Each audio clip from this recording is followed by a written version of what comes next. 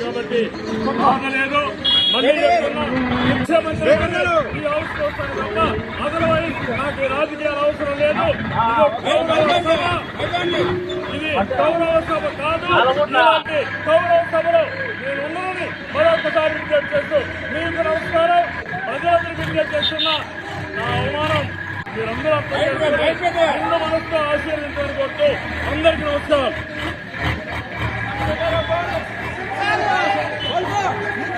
పత్రం స్టార్ట్ అయింది, మీకు పత్రం స్టార్ట్ అయింది, పత్రం స్టార్ట్ అయింది, మీకు పత్రం స్టార్ట్ అయింది. మళ్ళీ గవర్నమెంట్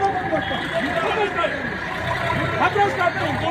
ఈ రోజు నుంచి మీకు పత్రం స్టార్ట్ అయింది.